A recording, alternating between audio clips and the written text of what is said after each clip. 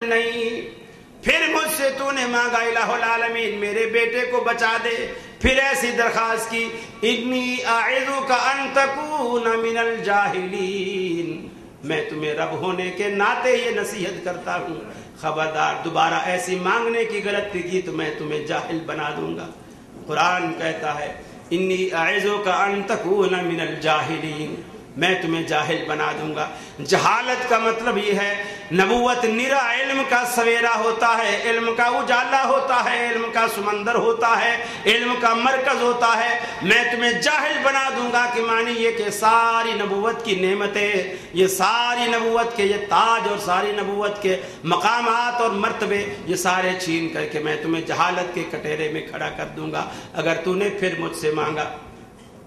اللہ کے حبیب نے اللہ کی جناب میں رئیس المنافقین کے لیے دعا کے لیے ہاتھ اٹھا دیے، اپنا لعاب اس کے منہ میں ڈالا، کفن کے لیے اپنا کرتا پیش کیا، اپنی گود میں لٹایا، اپنے ہاتھوں سے قبر میں اتارا، مٹی ڈالی گئی، آپ نے دعا کے لیے ہاتھ اٹھا دیے۔ رب العالمین نے فرمایا اگر تو اس کے لیے بخشش کی دعا کرے اولا تستغفر لہم، یا بخشش کی دعا نہ کرے فلن یغفر اللہ لہم، اللہ رب العالمین ہرگز معاف نہیں کرے گا۔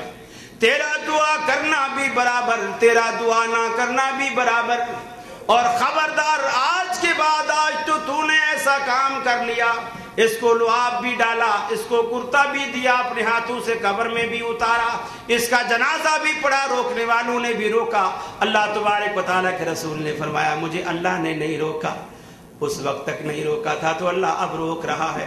لا تصلی علی احد منہم مات ابدا ولا تقم علی قبرہ، خبردار آج کے بعد ایسے لوگوں کی نہ کبھی نماز جنازہ پڑھانا، نہ ایسے لوگوں کی کبھی دوبارہ قبر پر آنا۔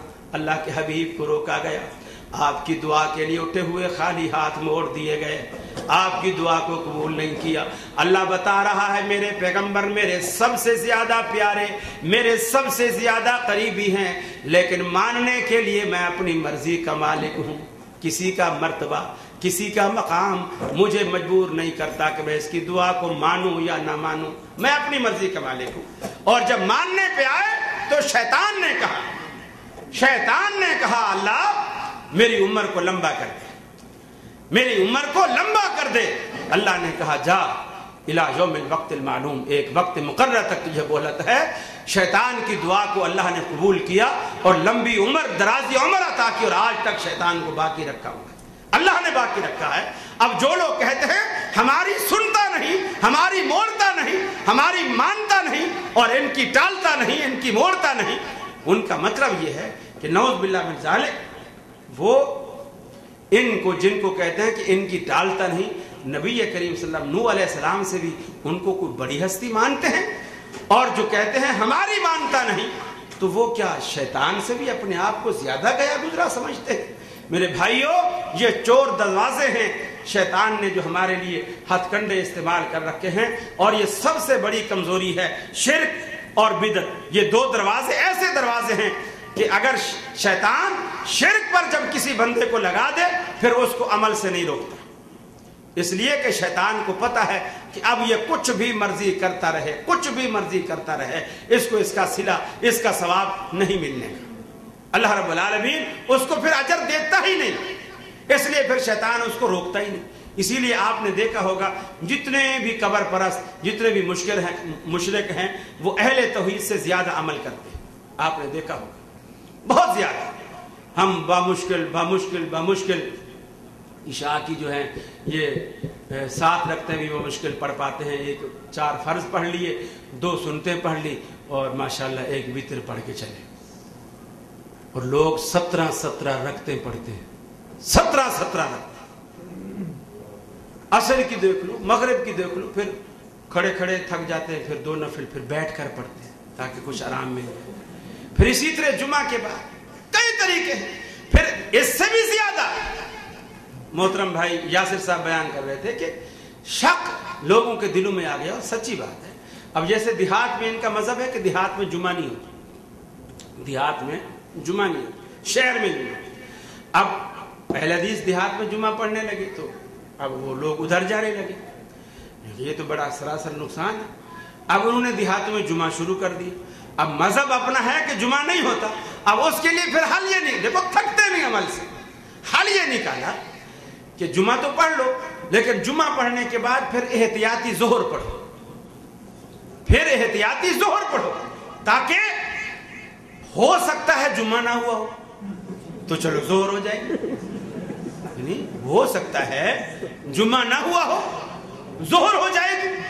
روزہ ہے, اب وہ دو بادل بھی نہیں ہیں, کچھ بھی نہیں ہے, مطلب بالکل صاف ہے. سورج, ہم اوپر مکان پہ بیٹھے ہوئے اپنی آنکھوں سے دیکھ رہے ہیں سورج بالکل چھپ گئے.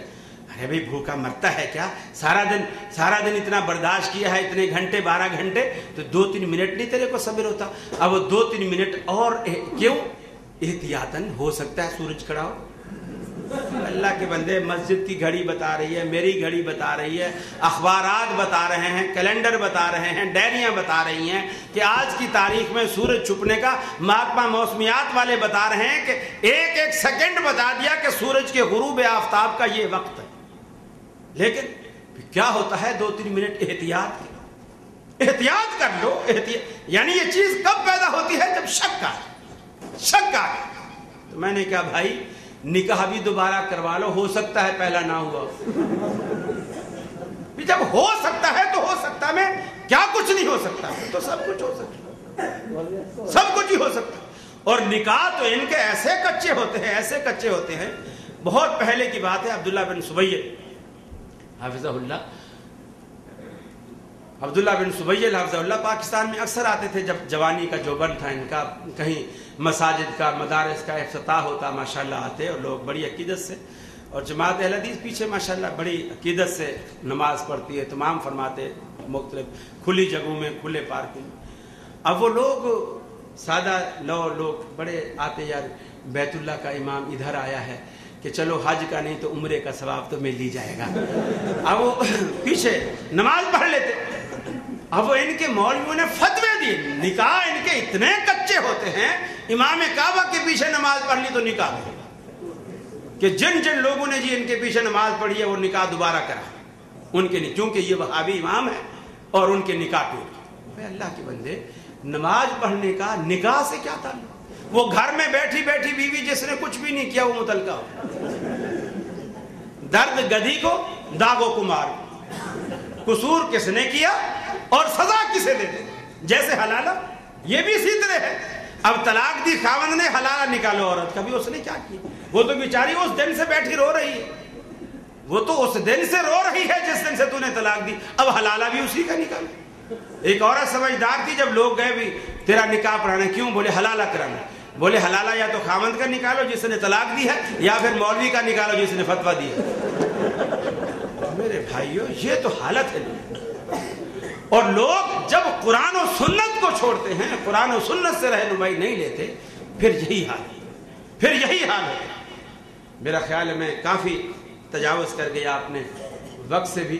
اللہ رب العالمین سے دعا ہے, اللہ رب العالمین جو کچھ میں نے عرض کیا مجھے بھی آپ کو بھی سمجھ کی توفیق عطا فرمائے, عمل کی توفیق عطا فرمائے, اور قرآن و سنت کا صحیح فہم نصیب فرمائے. اور آپ احباب اتنی محبت سے رات گئے تک بیٹھے, آپ احباب کا بے حد شکریہ ادا کرتا ہوں. اور میرے پاس سچی بات ہے وہ الفاظ نہیں ہیں. بھائی عاقل صاحب کا, دیگر تمام علماء کرام کا اور سامعین کا, جن کو میں جانتا ہوں یا جن کو میں نہیں جانتا, اتنا تو مجھے معلوم ہے اس میں پاکستانی بھی ہیں ماشاءاللہ, میرے انڈین بھائی بھی ہیں, میرے بنگلہ دیشی بھائی بھی ہیں. آپ بے حد, آپ تمام مسلمانوں کا, بھائیوں کا بے حد شکریہ. اسی طرح تمام میری مسلم مائیں بہنیں جو اپنی مخصوص جگہ پر بیٹھی اس پروگرام کو سن رہی ہیں, اللہ رب العالمین سے دعا ہے اللہ ان کا بھی بیٹھنا قبول و مقبول فرمائے, اور ہم سب کو عمل کی توفیق عطا فرمائے.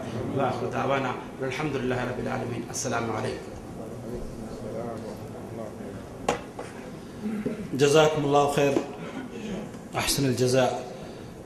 اللہ رب العالمین آپ کو بھی جزائے خیر عطا فرمائے شیخ. اور ہم سب جدہ دعوت سینٹر حی السلامہ کے ذمہ داران کی جانب سے اور مکتب تعاونی شرق جدہ کے ذمہ داران کی جانب سے شیخ کا خاص طور پر شکریہ ادا کرتے ہیں کہ شیخ نے ہماری دعوت پر لبے کہتے ہوئے یہاں شیخ تشریف لائے ہیں. اللہ رب العالمین شیخ کو جزائے خیر عطا فرمائے. اسی طرح سے آپ سب کے بھی نہایت ہی شکر گزار ہیں کہ آپ لوگ بھی الحمدللہ ہماری دعوت پر تشریف